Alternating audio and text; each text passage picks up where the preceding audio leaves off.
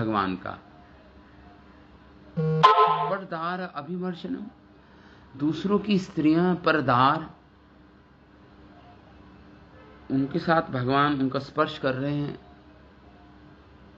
तो ये तो नियमों का अतिक्रमण हो गया, उल्लंघन हो गया, नियमों का, वैदिक मर्यादा का उल्लंघन हो गया। ये एक प्रश्न पूछा परीक्षित महाराज ने। इसकी कंटिन्यूएशन में एक दूसरा प्रश्न भी पूछ रहे हैं कि भगवान तो आप तो काम हैं, उनकी सारी इच्छाएं पूर्ण रहती हैं, उनको किसी वस्तु का अभाव नहीं, भगवान आत्मा राम हैं, आत्मा में रमण करने वाले हैं, उनकी सारी इच्छाएं पूर्ण होती हैं, पूर्ण काम है, आप तो काम है भगवान। और यदुपति हैं, यदु कुल में जितने भी राजा हुए हैं सब धार्मिक हुए हैं, इतना सम्माननीय उनका वंश है भगवान का। चंद्र वंश के जितने भी राजा हैं, इस प्रकार सूर्य वंश के राजा हैं, उसी प्रकार चंद्र वंश के जो राजा हैं वो सब अति धार्मिक राजाओं में से उनकी गिनती आती है, उनकी गणना होती है। वो यदुपति हैं, इसलिए यहाँ पे यदुपति करके पुकारे हैं। अब जैसे भगवान के कुल में एक राजा हुए हैं ययाति महाराज। ययाति महाराज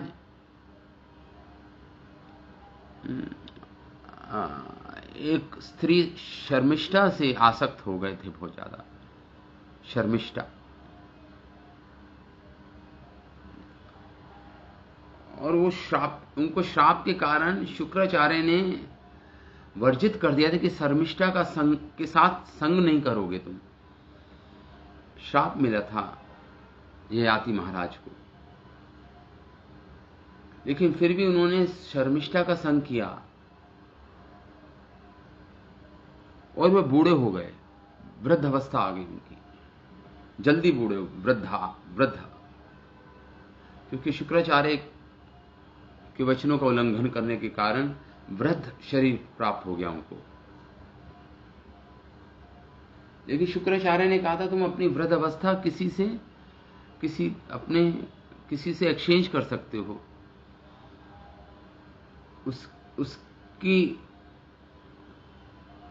उसका तुम युद्ध या उसकी युद्ध ले सकते हो।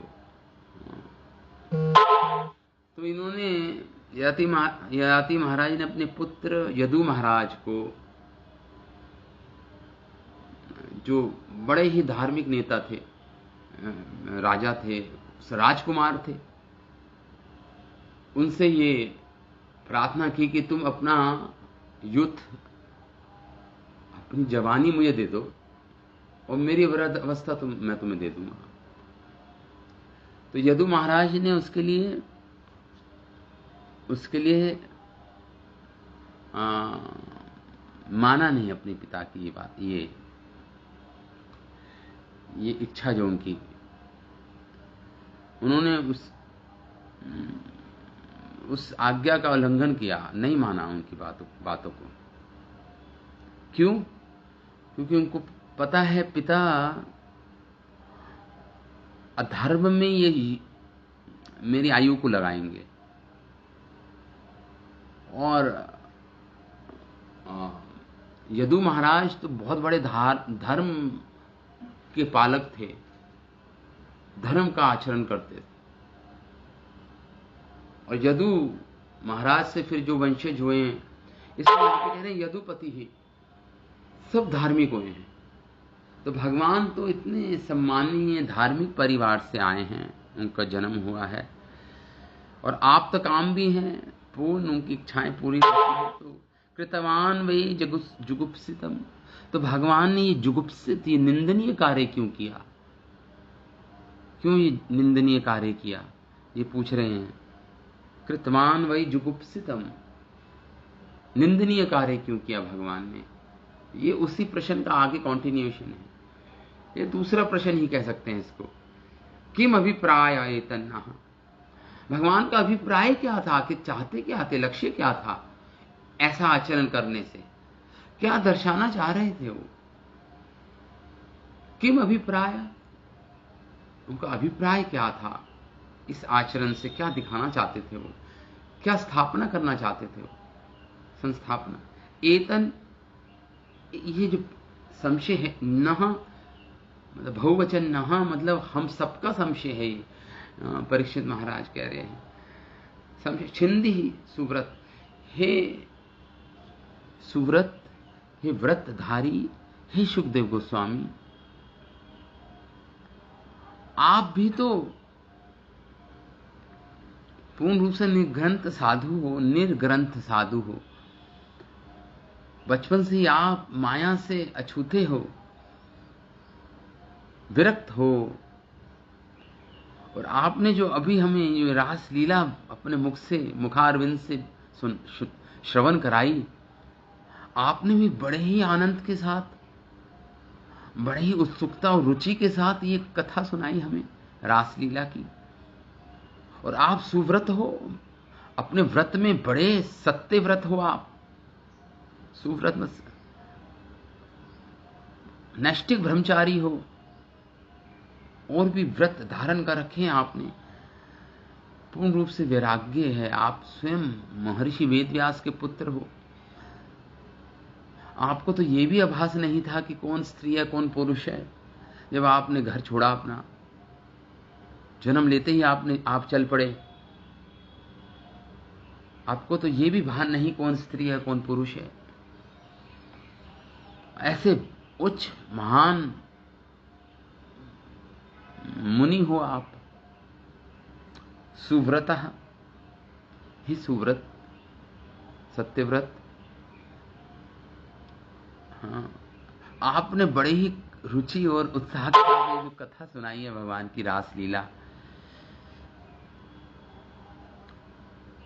ये निश्चित रूप से जो ये प्रश्न है, ये परीक्षित महाराज ने अपने लिए नहीं पूछा।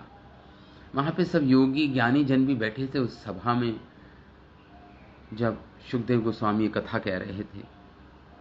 उनके मुख पर ये संशय देखा, और उनके बिहाफ पर नहा शब्द आया है। उनके बिहाफ पर ये प्रश्न पूछ रहे हैं परीक्षित महाराज, छिंदी हमारे संशय को दूर कीजिए। तो पहला प्रश्न था, धर्म की संस्थापना करने आए हैं, अधर्म को नष्ट करने आए हैं। भगवान हम धर्म सेतु हैं, धर्म के वक्ता हैं, हाँ, और धर्म के रक्षक हैं। तो इतना विरुद्ध आचरण क्यों किया उन्होंने, पराई स्त्रियों का स्पर्श कैसे क्यों किया। और भगवान यदुपति हैं, यदुकुल में आए हैं, तो उनका अभिप्राय क्या था, इस ऐसा आचरण करने का अभिप्राय क्या था। दूसरा प्रश्न तो सुखदेव गोस्वामी से पूछ रहे हैं। अब सुखदेव गोस्वामी उसका उत्तर देते हैं। सुखदेव गोस्वामी कहते हैं, श्री शुक उवाच धर्म व्यतिक्रमो दृष्टा ईश्वराणां च साहसम् तेजीयसां च दोषाय वह्नहे सर्वभुजो यथा। यहां पे सुखदेव गोस्वामी कह रहे हैं कि भगवान ईश्वर हैं, शक्तिशाली नियंता हैं, मतलब उस पथ पर हैं। और अगर भगवान से साहसपूर्ण उल्लंघन से जो हमें उनमें देख पाए हैं, कोई आंच नहीं आती, भगवान के आचरण में फिर भी कोई आंच नहीं आती, कह रहे हैं। अगर धर्म का व्यतिक्रम भी कर दिया, अतिक्रम भी कर दिया, तो सिद्धांतों को उल्लंघन भी कर दिया, तो क्योंकि भगवान ईश्वर हैं, शक्तिशाली नियंत्रक हैं, केवल भगवान ही नहीं और भी देवी देवता जिनको भगवान नियंत्रक बना रखा है, नियंत्रण में है, जो उनमें कोई आंच नहीं आती। तेजी असाम न दोषाय, कोई दोष नहीं लगता उनको। ये कहा सुखदेव गोस्वामी ने, उनको कोई दोष नहीं लगता, कोई आंच नहीं आती। क्यों? वनहे सर्वभुजो यथा, एक उदाहरण दे रहे हैं, जिस प्रकार अग्नि में कोई दूषित वस्तु भी डाल दो तो अग्नि दूषित नहीं होती, अग्नि उसको भी भस्म कर देती है, जला देती है। हर वस्तु अग्नि निगल जाती है, चाहे वो स्वच्छ वस्तु हो, चाहे अस्वच्छ वस्तु हो, चाहे शुद्ध हो, चाहे अदूषित ही क्यों ना हो, दूषित ही क्यों ना हो वो वस्तु, अग्नि स्वयं अदूषित ही बनी रहती है। सर्वभुजो, सर्व बना है मतलब अग्नि सबको भोजन बन जाता है, सब कुछ अग्नि का, अदूषित ही रहती है अग्नि। जिस प्रकार सूर्य की किरणें जब कीचड़ में भी पड़ती है तो सूर्य की किरणें दूषित नहीं होती, वो कीचड़ को स्वच्छ बना देती है। हाँ, इसी प्रकार जब भगवान कोई धर्म का जो केवल प्रतीत होता है हमें ऐसे कि भगवान ने तो उल्लंघन कर दिया, धर्म का अतिक्रमण कर दिया, क्योंकि भगवान परम नियंता हैं, उनको ये दोष नहीं लगता, उनको ये दोष नहीं लगता। भगवान शक्तिशाली व्यक्ति नैतिक सिद्धांतों के ऊपर ऊपरी उल्लंघन से विनष्ट नहीं होते भगवान। तो ब्रह्मा जी, इंद्र, सोम, विश्वामित्र, इन्होंने कई बार धर्म का उल्लंघन किया, लेकिन वो तो ऐसे ही है जैसे अग्नि में कुछ डाल दिया जाए और वो निगल जाती है, किंतु अग्नि का स्वभाव में कोई परिवर्तन नहीं आता। इसी प्रकार कोई महान व्यक्ति कोई आचरण की अगर अनियमित आचरण भी करता है, वह अपने पद से नीचे नहीं गिरता। तो यहां पे मतलब ये कह रहे हैं कि फिर भी अभी उत्तर नहीं मिला है परीक्षित महाराज को। ठीक है, भगवान अतिक्रमण नहीं करते, तो क्या भगवान अगर मान लो कहें भगवान धर्म से परे हैं, धर्म और अधर्म से परे हैं, भगवान तो धर्म के नियंता हैं, धर्म बनाने वाले हैं, भगवान स्वतंत्र हैं, ईश्वर हैं, स्वतंत्र नियंत्रक हैं, नियंता हैं, लेकिन फिर भी भगवान को उनके पाप जो अतिक्रमण होता है, धर्म का उल्लंघन होता है, उसका प्रतिफल तो मिलेगा भगवान को भी। प्रतिफल तो मिलेगा उनको भी। जैसे भगवान ने कई बार भगवान को श्राप मिला, ऐसा हम शास्त्रों में लिखते हैं, हम पढ़ते हैं, सुनते हैं शास्त्रों से।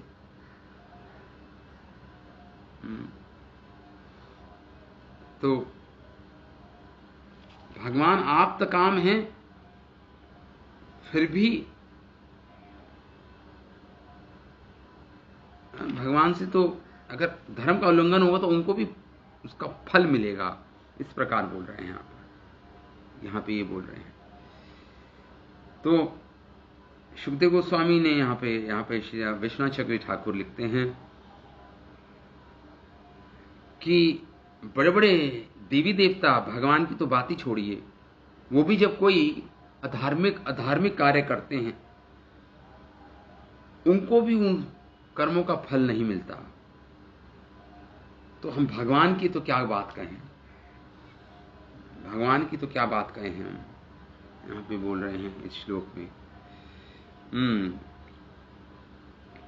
कि भगवान जैसे शिव हैं, कभी कभी इमोरल एक्टिविटीज, धर्म व्यतिक्रम करते हैं, साहसम मतलब अचानक ही हो जाता है उनसे धर्म का अतिक्रमण, कोई प्लान नहीं होता। दे डू नॉट नीड, उसके लिए उनको प्रायश्चित नहीं करना पड़ता, प्रायश्चित नहीं करना पड़ता उनको। लेकिन इसका मतलब ये नहीं कि आप उनकी नकल करें। ये यहां पे एक अगले श्लोक में बोल रहे हैं सुखदेव गोस्वामी, न एतत् समाचरेत जात मनसापि हि अनीश्वरः विनश्यति आचरन् मूढ़यात् यथा अरुद्र अब्धिजम विषम। आप उनके आचरण की नकल नहीं कर सकते। कभी कभी ऐसा लगे मानो आपको कि उन्होंने धर्म का अतिक्रमण किया है, फिर भी आप उनका आचरण, उनकी नकल नहीं कर सकते। जिस प्रकार जब समुद्र मंथन में हलाहल नामक विष निकला था, उसको भगवान शिव ने रुद्रो अब्धिजम विषम, भगवान रुद्र ने इस विष का पान किया था और वो नीलकंठ कहलाए, वो नष्ट नहीं हुए। और अगर हम उनके जैसा आचरण करेंगे, मतलब हम अगर आचरण करेंगे ऐसा ही, तो उस हलाल की एक अंश मात्र भी अगर हम बूंद अपने मुख पर रखेंगे तो हमारी मृत्यु हो जाएगी। लेकिन भगवान शिव ने उस पूरे सागर में जितना भी विष था सबका पान किया और वो नीलकंठ कहलाए। भगवान, नीला हो गया उनका कंठ, उस विष को धारण कर लिया अपने कंठ के अंदर। तो इसलिए न एतत् समाचरेत जातु, इसलिए आपको उनकी नकल नहीं करनी चाहिए। मन में भी मनसा अपि ही अनीश्वरा, क्योंकि आप अनीश्वर हैं, आप ईश्वर नहीं, आप नियंता नहीं हैं। अनीश्वरा विनश्यति, अगर आप ऐसा आचरण करेंगे तो विनश्यति आचरण, आप विनाश को प्राप्त होंगे। मूर्खतावश अगर आप उनकी नकल करेंगे, उनका अनुसरण उनका करेंगे तो विनश्यति, मन में भी करेंगे तो आप यथा रुद्र अब्जम, मतलब जो समुद्र में जो विष निकला था उसका जिस प्रकार पान किया था रुद्र ने, आप करेंगे तो आप नष्ट हो जाएंगे। ये बोल रहे हैं यहां पे शिव जी, जिसका परिणाम ये हुआ कि वह उसका आपको प्रतिरूपण नहीं करना, नकल नहीं करनी। उसी प्रकार हम गोपियों के साथ किए गए भगवान कृष्ण के कार्यकलापों पर अगर आप उसका प्रतिरूपण करेंगे, नकल करेंगे, तो नहीं होनी चाहिए। भगवान निश्चित रूप से धर्म की संस्थापना करने अवतरित हुए हैं, इसलिए वह ईश्वर हैं, किंतु हम ईश्वर नहीं हैं, हम अनीश्वर हैं, हम नियंता नहीं हैं। ये यहां पे इंपॉर्टेंट बात है। भगवान तो अपनी अंतरंगा शक्ति के साथ, अपनी आध्यात्मिक शक्ति के साथ भोग करते हैं। भगवान अपनी आध्यात्मिक शक्ति के साथ भोग कर रहे हैं और हम उस आध्यात्मिक पथ पे नहीं है, तो हमारा अधिकार नहीं है। जो अधिकार नियंताओं को होता है, जो कंट्रोलर्स होते हैं, ईश्वरों को होता है, वो अधिकार हमारा नहीं है कि हम उनकी नकल करें। तो हमें चाहिए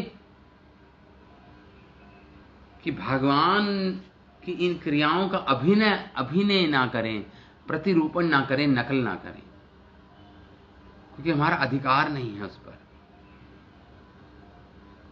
यहां पे इस श्लोक पर लिखते हैं विश्वनाथ चक्रवर्ती ठाकुर कि कि भगवान परीक्षित ने ये कहा कि देवी देवता भी अगर कोई धर्म का अतिक्रमण करते हैं तो उनको भी पाप नहीं लगेगा क्या? Following a great man's example, Sukhdev Goswami ने इस श्लोक में बोल रहे हैं कि अगर देखने में ऐसा आता है कि उन्होंने धर्म का अतिक्रमण किया है, उल्लंघन किया है, बड़े बड़े देवी देवता भी डूइंग सो, तो उनका भी आप नकल नहीं कर सकते। जैसे उदाहरण दे रहे हैं रुद्र भगवान शिव, जिन्होंने विषपान किया, आप नहीं विषपान कर सकते वैसा, नहीं तो आप नष्ट विनष्ट हो जाओगे। आगे बोल रहे हैं सुखदेव गोस्वामी, देखिए ये बोला, सबसे पहला यहां से आरंभ हुआ इनका उत्तर सुखदेव गोस्वामी का कि वो नियंता है, ईश्वर है, और ईश्वर धर्म अधर्म के परे हैं। इसलिए जो प्रतीत होता है कि उन्होंने धर्म का उल्लंघन किया, अतिक्रमण किया, आपको उनकी नकल नहीं करनी चाहिए। पहले तो सुखदेव गोस्वामी ने ये बोला। इस प्रकार अगर रुद्र भगवान की नकल करोगे, आप भी विषपान कर लोगे, तो आप मृत्यु को प्राप्त होंगे। लेकिन भगवान शिव नहीं हुए, वो नीलकंठ कहलाए। आगे बोल रहे हैं, ईश्वराणां वचा सत्यम तथैव चरितं क्वचित् तेषां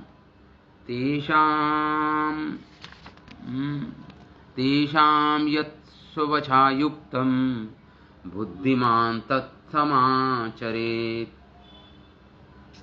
तो कह रहे हैं यहां पर 31वें श्लोक में कि परीक्षित महाराज ने कहा ठीक है, तो क्या जो हमने सुना यत् यत् आचरति श्रेष्ठ तत्तदेव तरो जना, जो आचरण श्रेष्ठ लोग समाज में करते हैं, जो जनसाधारण लोग हैं, वो तो उन्हीं को फॉलो करते हैं, उन्हीं के पथ चिन्ह पर चलते हैं, जो बड़े बड़े श्रेष्ठ जन जो आचरण करते हैं। ईश्वराणाम वचः सत्यम। तो सुखदेव गोस्वामी कह रहे हैं यहां पर इस श्लोक पर, जो देवी देवताओं की भी जो आदेश है, उन आदेशों का पालन करना चाहिए जो धर्म के विरुद्ध नहीं है। उन आदेशों का पालन करना चाहिए आपको, देवी देवता और भगवान के द्वारा जो आदेश हैं।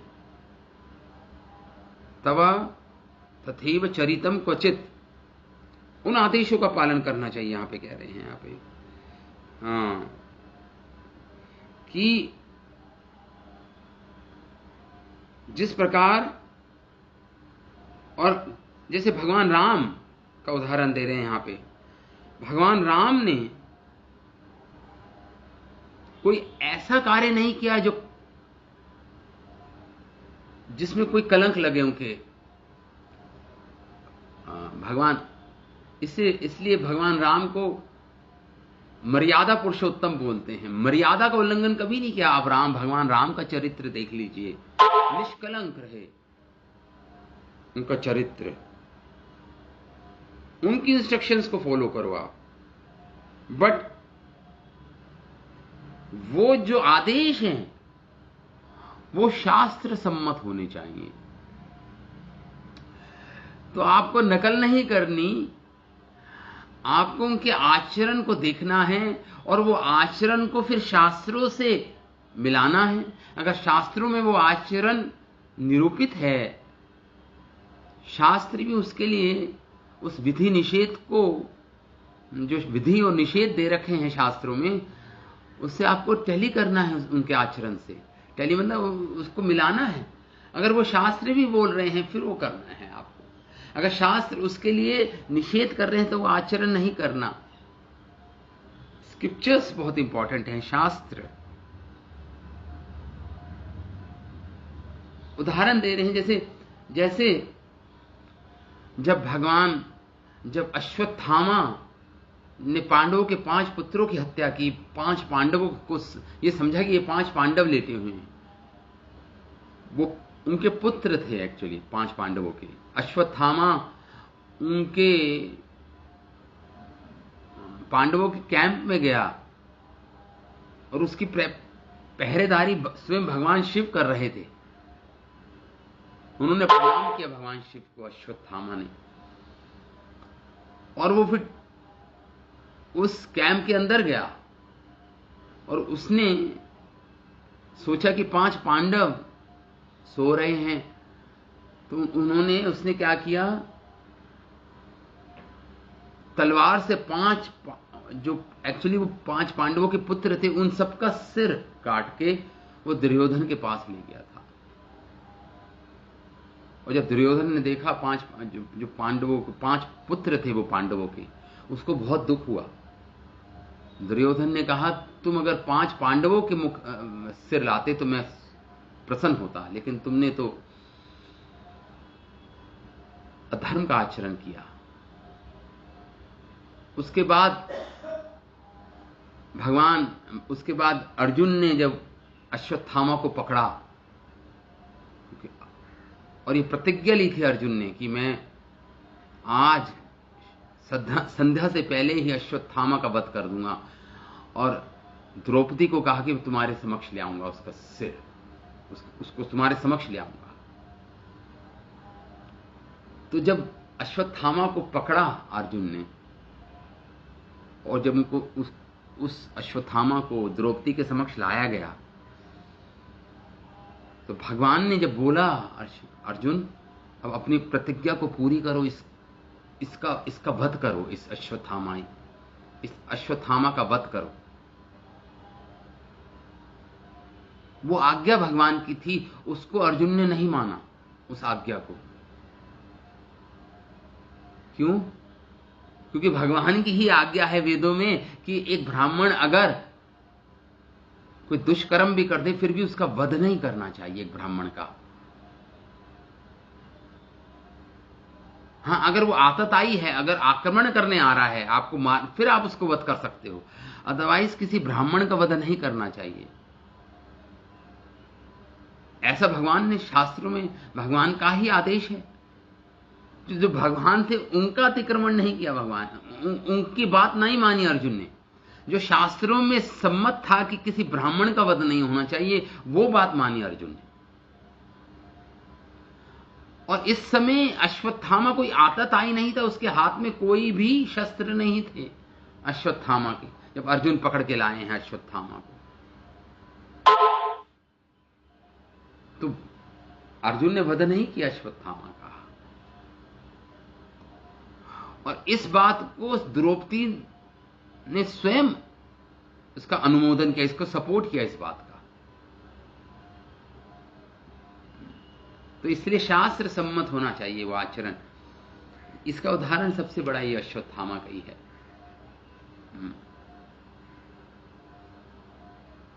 आगे बोल रहे हैं, ईश्वराणाम वचा सत्यम। तो यहां पे कह रहे हैं कि शास्त्र सम्मत होना चाहिए और हमें वैसे ही आचरण करना चाहिए, शास्त्रों के अनुकूल आचरण हमारा होना चाहिए।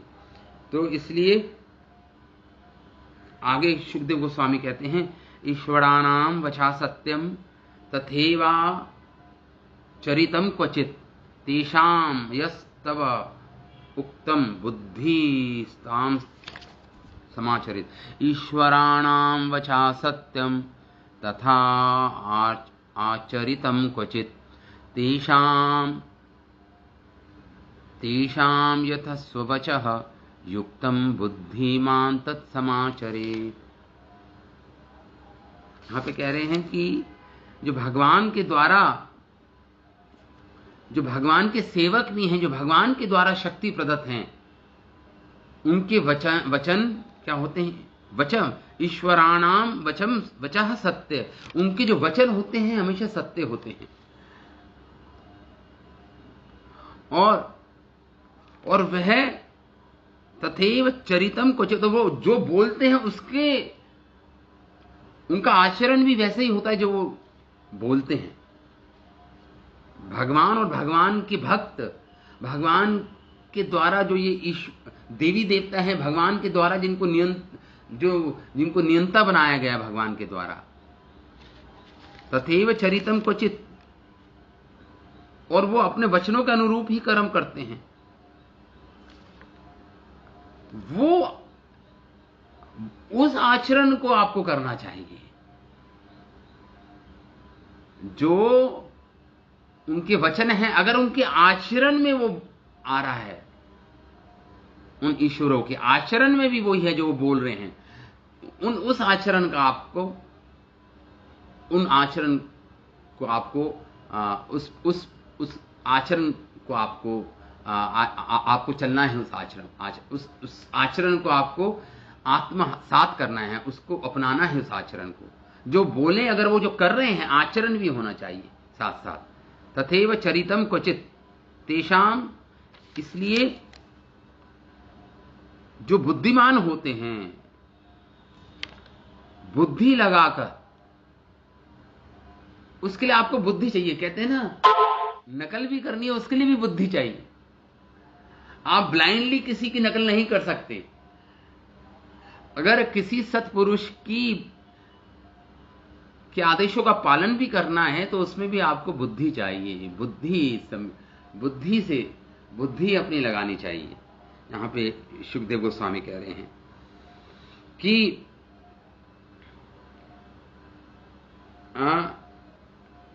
तो यहां पर विश्वनाथ चक्रवर्ती ठाकुर लिखते हैं, तो यहां पर इसका अर्थ ये हुआ इस श्लोक का, भगवान द्वारा शक्ति प्रदत्त सेवकों के वचन सदैव सत्य होते हैं, और जब वह इन वचनों के अनुरूप कर्म करते हैं तो उनका आचरण भी वैसा होता है, तो वह आदर्श होते हैं। इसलिए जो बुद्धिमान हैं उनको चाहिए कि उन आदेशों को पूरा करें। यहां पे शुकदेव गोस्वामी समझा रहे हैं। तो इसलिए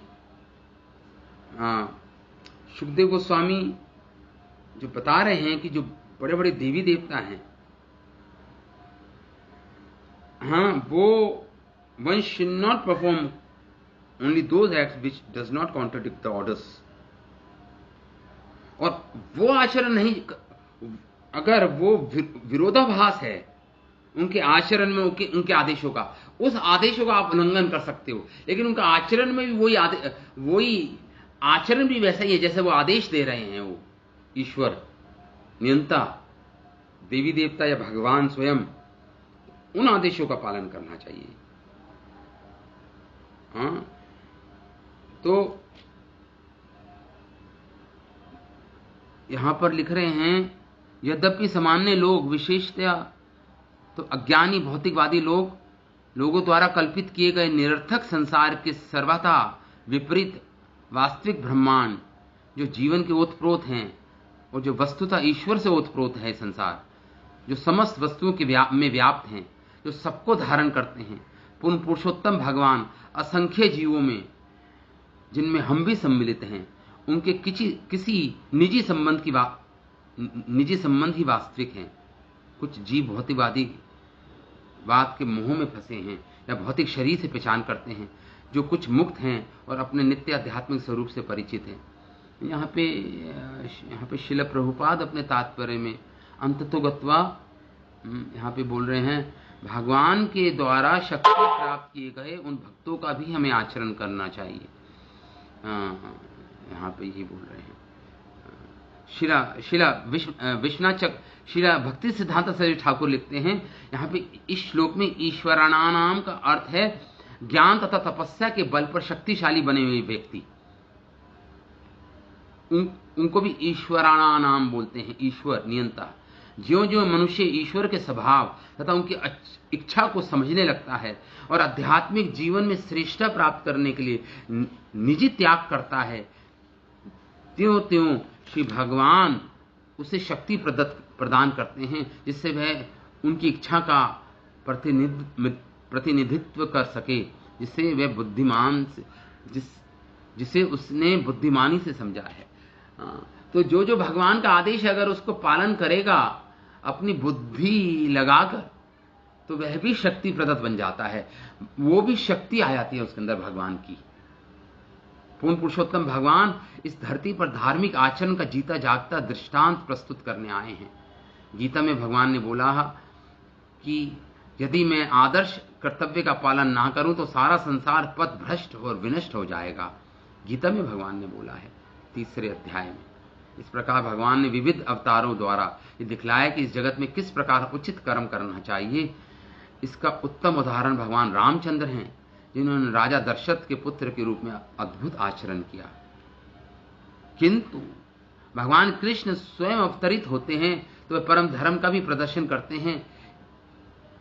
यह कि भगवान अन्य समस्त जीवों से परे हैं और उस परम पद का प्रतिरूपण कोई नहीं कर सकता। भगवान इसका भी कभी कभी भगवान को ऐसा, ये भगवान दर्शा रहे हैं जो आप कह रहे हो कि वो तो धर्म का अतिक्रमण किया, भगवान ने उल्लंघन किया। भगवान इस लीला से दर्शा रहे हैं कि मैं धर्म और कर्मों से परे हूं। धर्म और कर्म मुझे बांध नहीं सकते। ये भगवान ने ये भगवान का ये हमें यहाँ पे मैसेज मिल रहा है भगवान से। समस्त धर्मों में अग्रगण्य सिद्धांत भगवान अद्वितीय हैं, ना तो कोई उनके समान है, ना उनसे कोई बढ़कर है, ना तत्समस्त अधिकश्च एवा, कठोपनिषद कहता है। तो गोपियों के साथ भगवान का अनैतिक दिखने वाला कार्य लीलाओं में हुआ। जैसा श्री सुखदेव गोस्वामी ने बतलाया, कोई भी व्यक्ति लीलाओं की नकल नहीं कर सकता, नहीं तो दुष्परिणाम को भुगते बिना नहीं कर सकता। जो ये सोचता है कि भगवान काम के वशीभूत सामान्य पुरुष हैं और जो व्यक्ति उनके रास नृत्य को प्रशंसनीय मानकर उसको प्रतिरूपित करता, मतलब नकल करता है, वह निश्चित रूप से विनष्ट हो जाएगा। अतः भगवान तथा उनके शक्ति प्रदत्त सेवक जो होते हैं उनको भी ईश्वर बोलते हैं। यहां पर का शक्ति, जैसे ब्रह्मा जी अपने पूर्व कर्मों का बचा हुआ फल कर्मों के नियमानुसार पाता है, किंतु भगवान कर्मों के नियमों के चुंगल से सर्वथा मुक्त हैं। ना कर्म फलम संयुक्त, भगवान गीता में भी बोलते हैं, मैं लिपंती कर्मणा, मैं कर्म के फलों से मुक्त रहता हूं, मुझे मेरे कर्मों के फल नहीं मिलते मुझे। यहां पे भगवान ने बोला था ये बात। बुद्धि लगानी पड़ेगी और धर्म का आचरण करना होगा। यहां पे बुद्धि लगाने के लिए कह रहे हैं यहां पे सुखदेव गोस्वामी कि जैसे जब दुर्योधन को जंघा पर मारा था भीमसेन ने, तो दुर्योधन उसके बाद मृत प्राय हो गया था, मृत शैया पे ही था, और वह तो उससे पहले दुर्योधन छुप गया था। उससे पहले युद्ध होने से पहले, भीमसेन से पहले दुर्योधन छुप गया था। कहां पे? एक सरोवर के नीचे, एक तालाब के नीचे छुप गया था दुर्योधन। तो पांडव जन ढूंढ रहे थे दुर्योधन को। तो वो जो उस तालाब के पास आए तो भगवान ने कहा दुर्योधन यहीं इसी तालाब में नीचे छुपा हुआ है। तो उस समय युधिष्ठिर महाराज ने कहा, दुर्योधन को बोला युधिष्ठिर महाराज कि तुम ऊपर आ जाओ और तुम हमारे पांचों में से किसी से भी युद्ध कर सकते हो, और जो तुम जिस शस्त्र से तुम युद्ध करना चाहते हो हम पांचों पांडवों में, उसको हम स्वीकार कर लेंगे। तो उस समय भगवान चिंता हमें पड़ गए थे, और कि ये जो युधिष्ठिर महाराज ने जो वचन दे दिया इस प्रकार दुर्योधन को, भगवान ने अपना सिर पकड़ लिया था उस समय, क्योंकि भगवान जानते थे कि गदा युद्ध में केवल भीमसेन ही दुर्योधन का सामना कर सकता है गदा युद्ध में, और कोई नहीं कर सकता। पांचों पांडव, चारों पांडवों में केवल भीमसेन ही कर सकता है। तो बुद्धि बुद्धि लगानी बहुत आवश्यक है आचरण करने के लिए। युधिष्ठिर महाराज ने उस समय बुद्धि लगा के ये वचन नहीं दिया था दुर्योधन को। वो बात अलग है कि जब दुर्योधन ऊपर आया तो उसने कहा कि ये 4 पांडव तो मेरे समान बलशाली नहीं है, मैं तो भीमसेन को ही चुनता हूं मेरे से युद्ध करने के लिए। और फिर उसके बाद दुर्योधन मारा गया था। तो इसलिए यहां पे सुखदेव गोस्वामी बुद्धि लगाने की बात कर रहे हैं। यहाँ पे बुद्धि पूर्वक हमें आचरण करना चाहिए। जो शक्ति प्रदत्त भगवान के भक्त हैं या स्वयं भगवान का बुद्धि लगानी चाहिए, ब्लाइंडली हमें नहीं फॉलो करना चाहिए। इसलिए आगे बोल रहे हैं सुखदेव गोस्वामी, किम उत अखिल सत्वानाम त्रियंच मृत्यदिवौकसाम इषथौचा ईश्वतव्यानाम कुशल अकुशल अन्वया। क्योंकि भगवान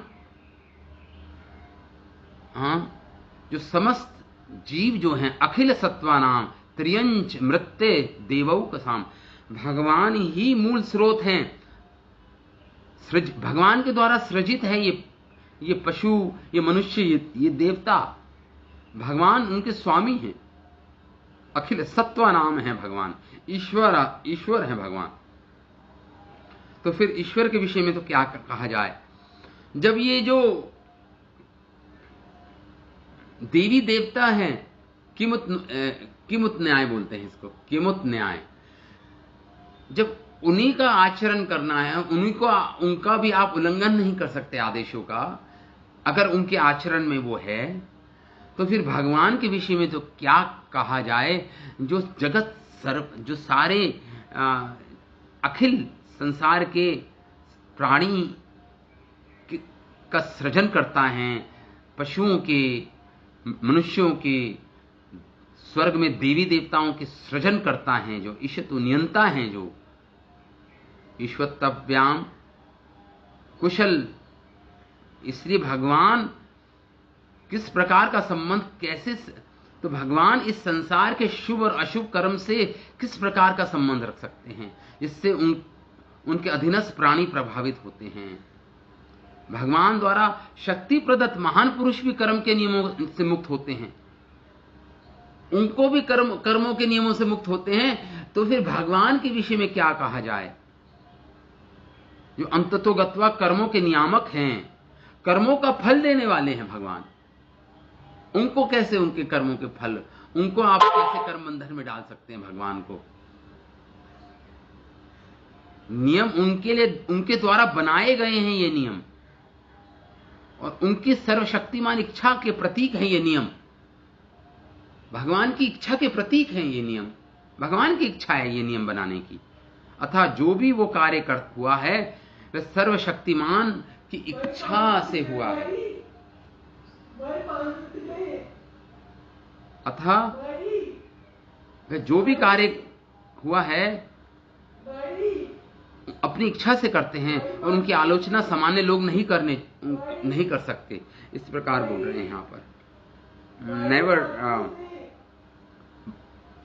एक मिनट बोला था, पानी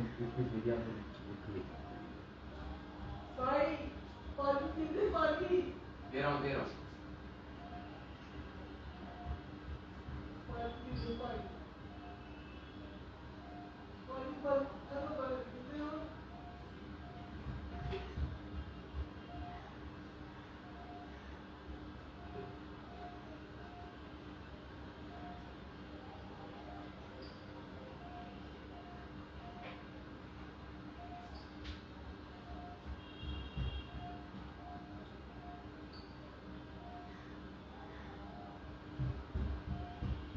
हरे कृष्ण कृष्ण।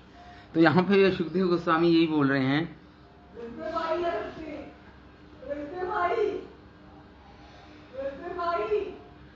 किम उत अखिल सत्वानाम, भगवान प्रभु जी देख लीजिए अगर नहीं, कोई बात। बस मैं ये अध्याय यहाँ पे खत्म, ज्यादा नहीं रह गया, अभी अध्याय खत्म ही हो गया, समय है अभी अध्याय को खत्म। ठीक, आगे बोल रहे हैं शुकदेव गोस्वामी, यद पाद पंकज राग निषेत्र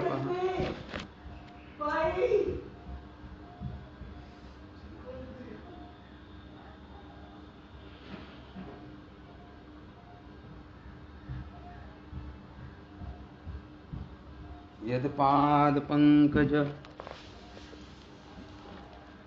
पराग निषेव तृप्ता योगा प्रभावि विद्युत अखिल कर्म बंधा स्वे चरन्ति मुनयोऽपि न नय्यमानास् तस्येक्षया आतविवपुष कुतः एव बंधः।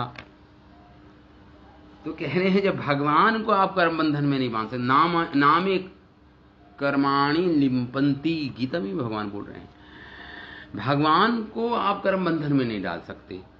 भगवान के जो भक्त होते हैं, यहां पे कह रहे हैं यत पाद पंकज पराग निषेव तृप्ता, जो भगवान के भक्त हैं, जो भगवान के चरणों की सेवा में नियुक्त हैं, योग प्रभाव विभूत अखिल कर्म बंधा, जो भगवान के भक्त ही कर्म बंधन से मुक्त हो जाते हैं, तो भगवान का तो कहना ही क्या। यहां पे शुकदेव गोस्वामी कह रहे हैं यत पाद पंकज पराग निषेव तृप्ता, जो भगवान की सेवा में नियुक्त हैं वह भी कर्म बंधन को लांग जाते हैं, इस संसार कर्म बंधन से मुक्त हो जाते हैं। योग प्रभाव, अपनी योग शक्ति, अपनी भक्ति से अखिल कर्म बंधा, वो मुक्त हो जाते हैं कर्म बंधन से। स्वेरम चरंती मुनयो अपि ना नय्यमाना, तो यहां पे बोल रहे हैं ना ही भौतिक कर्म उन बुद्धिमानी मुनियों को बांध पाते हैं, भौतिक कर्म नहीं बांध पाते, जिन्होंने योग शक्ति के द्वारा या हरे कृष्णा, ओ कृष्णा, सॉरी, हरे कृष्णा, सॉरी, हाँ, तो लिखा है यहाँ पर जिन्होंने, हाँ हरे कृष्णा, जो स्वयं भगवान के बंधन का, तो स्वयं भगवान के बंधन का प्रश्न ही नहीं उठता, जो अपनी स्वयं की, कृष्ण प्रभु जी आप म्यूट हो। ओ कृष्णा, तो यहाँ पे बोल रहे हैं कि स्वेर चरंती मुनियोपि न नय्यमाना, जो भगवान के ऐसे भक्त हैं वही इस कर्म बंधन को लांग जाते हैं, नहीं उनको ये भौतिक कर्म उनको प्रभावित करते। तस्सैस आत वपुषः कुत एव बंधा, कुत मतलब वो स्वयं भगवान जिनके वो भक्त हैं, जब वो कर्म भगवान के भक्त कर्म बंधन से मुक्त हो जाते हैं, तो यहां पे भगवान के बंधन का तो प्रश्न ही नहीं उठता। जो स्वयं अपनी इच्छा से दिव्य रूप धारण करने वाले हैं भगवान, उनके कर्म बंधन का कहां से यहां पे प्रश्न उठता है, उनके कर्म बंधन का यहां पे कोई प्रश्न ही नहीं उठता। भगवान कर्म और धर्म दोनों से परे हैं। भगवान इस संसार में हर वस्तु गुणों से बनी है, गुणों का प्रवाह है, भगवान गुणातीत हैं, उसे वासुदेवम शब्दितम शुद्ध सत्व अवस्था बोलते हैं। भगवान को कर्म बंधन में आप नहीं रख सकते, नहीं बांध सकते आप। जब भगवान के भक्त ही कर्म बंधन से मुक्त हो जाते हैं, तो भगवान के बंधन का प्रश्न ही नहीं उठता। यहां पे ये इस श्लोक में ये दर्शा रहे हैं, गोपीनाम तत्पतीनाम च सर्वेषाम एपदेहिनाम यश्चरन्ति अध्यक्ष क्रीणेना देह भाग। अब आप कह रहे हैं जो भगवान गोपियों, भगवान कह रहे हैं गोपियों को स्पर्श किया भगवान ने, या गोपियों का आलिंगन किया, तो कह रहे हैं गोपीनाम तत्पतीनाम च सर्वेषाम अपि देहिनाम। भगवान तो अंतर्यामी रूप में, साक्षी रूप में सारे जीवों के अंदर रहते हैं। उतना तो आप अपने आप को नहीं जानते जितना भगवान आपको जानते हैं, अंदर बैठे हैं आपके। तो यहां पे प्रश्न ही कहां उठता है कि गोपियों, भगवान के बाहर कुछ है ही नहीं, भगवान के बाहर कुछ है ही नहीं। भगवान तो गोपियों के हृदय में भी बैठे हैं, सारे समस्त जीवों के हृदय में भी बैठे हैं। भगवान से बाहर कौन सी वस्तु है? कोई है ही नहीं। उदाहरण जिस प्रकार जैसे भगवान ने माता यशोदा को कहा, माता यशोदा ने कहा तुमने मिट्टी खाई है। तो भगवान बोले यशोदा मैया मैंने मिट्टी नहीं खाई। तो मुंह खोल के दिखाया तो देखा, माता यशोदा ने पूरा ब्रह्मांड को देखा। तो खाने का अर्थ क्या हुआ कि कोई वस्तु बाहर की थी वो अंदर डाली भगवान ने, कोई वस्तु बाहर थी उसको अंदर डाली अपने मुंह में। तो भगवान यहां पे झूठ नहीं बोल रहे हैं, क्योंकि सारी वस्तुएं तो पहले से ही भगवान के अंदर है। भगवान ने ये दिखा भी दिया यशोदा मैया को, पूरा ब्रह्मांड दिखाया अपने अंदर। तो कोई वस्तु बाहर है ही नहीं, उसको अंदर डालने का कोई मतलब ही नहीं है। सब वस्तु तो भगवान में ही है। यहां पे यही बोल रहे हैं, गोपीनाम तत्पतिनाम च, सारी गोपियों उनके पति भी, उन सब के देहधारी जो जीव हैं उनके अंदर भगवान सर्वेशाम एव देही नाम, जो भी देहधारी जीव है संसार में, भगवान स्वअध्यक्ष साक्षी अध्यक्ष के रूप में उनके अंदर ही विराजमान हैं।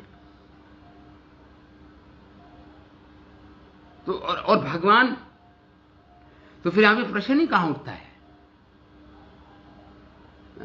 सारे सब कि भगवान यहां पे यही बोल रहे हैं विश्वनाथ चक्र ठाकुर इस श्लोक में कि सुखदेव गोस्वामी सेड कि भगवान और भगवान के भक्त भी धर्म और अधर्म से परे होते हैं। त्रिगुण्या विषया वेदा निस्त्रिगुण्या भव अर्जुना, गुणातीत होते हैं, धर्म अधर्म में बनते नहीं हैं भगवान के भक्त जन भी। भगवान की तो बात ही छोड़िए। और यहां पे कह रहे हैं कि भगवान ने आलिंगन किया, तो कह रहे हैं यहां पे तो भगवान सर्वव्यापी हैं। भगवान से ऊपर कोई नहीं है, और भगवान हर एक इंच इस सृष्टि में व्याप्त है। भगवान कण कण में भगवान है। तो इसलिए गोपियों का आलिंगन करना भगवान का कहां दोष रहा? क्योंकि भगवान तो उनके हृदय में बैठ के उनका आलिंगन कर रहे हैं। गोपियों के हृदय में भी भगवान बैठे हैं परमात्मा के रूप में। सर्वेशाम देही नाम अंतः, भगवान इस श्लोक में कह रहे हैं मैं उनकी हृदय में बैठा हूं। तो भगवान का इसमें दोष क्या हुआ कि जब भगवान उनको देख रहे हैं, उनके शरीरों को, गोपियों के, अरे भगवान तो अंदर बैठ के सब शरीरों को देख रहे हैं। तो इसमें क्या अंतर कि बाहर से देखें या अंदर बैठ के देखें, इसमें कोई अंतर? परमात्मा रूप में भी तो सबको देख रहे हैं भगवान। जब गोपियों को देख रहे हैं तो इसमें दोष क्या? इसमें कोई दोष नहीं है भगवान का, यहां पे सुखदेव गोस्वामी कह रहे हैं। क्योंकि भगवान सारी मन और बुद्धि के साक्षी हैं, साक्षी अनुमंता चा, साक्षी हैं और परमिटर हैं, परमिशन देते हैं हर कार्य करने की। साक्षी है स्वयं भगवान सबके। तो इसलिए भगवान में इसमें कोई दोष नहीं। जब वो गोपियों के साथ खेल रहे हैं, और उनके मुख में जो पसीने की बूंद आए उसको पोंछ रहे हैं, क्रीडनानेन, क्रीड़ा कर रहे हैं गोपियों के साथ, इसमें क्या दोष भगवान का? कोई दोष नहीं है इसमें। वो तो अंदर ही बैठ के परमात्मा रूप में हृदय में बैठे हैं। यहां पे यही पॉइंट बोल रहे हैं यहां पे सुखदेव गोस्वामी। क्योंकि भगवान परमेश्वर हैं जो गोपी तथा उनके तथाकथित पतियों के समस्त जीवों के अंदर निवास करने वाले हैं। तो यदि वे उनके द्वारा सृजित प्राणियों में कुछों का आलिंगन करें तो इसमें कौन सा पाप है? इसमें कौन सा दोष है? भगवान गोपियों के साथ किसी गुप्त स्थान में चले जाते हैं, जबकि वह प्रत्येक जीव कोई गुप्त स्थान पे चले जाते हैं, कुंज में चले जाते हैं गोपियों के साथ भगवान। तो भगवान तो प्रत्येक जीव के सबसे गुप्त स्थान हृदय में भगवान निवास करते हैं, हृदय के अंदर निवास करते हैं भगवान। तो इसमें कौन सा दोष है भगवान का? क्या दोष है इसमें भगवान का? कोई दोष नहीं है। तो इसलिए भगवान ने कोई अधर्म का आचरण नहीं किया, भगवान ने कोई आचरण अधर्म का नहीं किया। तो दूसरा प्रश्न था किम अभिप्राय, क्यों आखिर ऐसा आचरण करना ही क्यों था? क्योंकि दूसरे लोग उनके आचरण की नकल करेंगे तो वो भी अधर्म के मार्ग पर चल पड़ेंगे। तो पहले इन 4-5 श्लोकों में पहले प्रश्न को तो उत्तर दे दिया। अब जो दूसरा प्रश्न था परीक्षित महाराज का, किम अभिप्राय, यहां पे दूसरा प्रश्न था ना परीक्षित महाराज का कि ईश्वरा, ये वाला प्रश्न था कि आप तकामो यदुपति कृतवान एव जुगुप्सितम किम अभिप्राय तन्नः संशय छिंदिम सुव्रत। अभिप्राय क्या था? तो यहां पे अब दूसरे प्रश्न का उत्तर दे रहे हैं यहां पे भगवान। सुखदेव गोस्वामी कह रहे हैं अनुग्रह भक्ता नाम, भक्तों पर अनुग्रह करने के लिए, कृपा करने के लिए, मानुषम देहमास्थिता, इन्होंने मनुष्य देह में जो स्थित हैं उन पर कृपा करने के लिए, जिन्होंने संसार में अपने कर्मों के अनुसार एक देह प्राप्त की है, उनके कल्याणार्थ, उनको कृपा देने के लिए उन पर अनुग्रहित है भगवान। अनुग्रह है भक्ता नाम, भजते तादृशी क्रीड़ा या श्रुत्वो तत्परो भवे। भगवान अपने भक्तों पर कृपा प्रदर्शित करने के लिए मनुष्य जैसा शरीर धारण करते हैं और वह ऐसी क्रीड़ाएं करते हैं जिनके विषय में सुनने वाले भगवान के प्रति आकृष्ट हो जाए। श्रुत्वा, जब सुनते हैं कोई ऐसा भगवान की ऐसी रास लीला जैसी परम शुद्ध लीला जब सुनते हैं, वह भी भगवत परायण, उनके अंदर श्रद्धा का बीज उत्पन्न हो जाता है, वह भी भगवत परायण हो जाता है। श्रुत्वा तत्परो भवेत भजते तादृशी क्रीड़ा, जब वो भगवान की इस क्रीड़ा, जो रास लीला जैसी क्रीड़ा लीलाओं को जब देखते हैं भगवान ऐसा कर रहे हैं,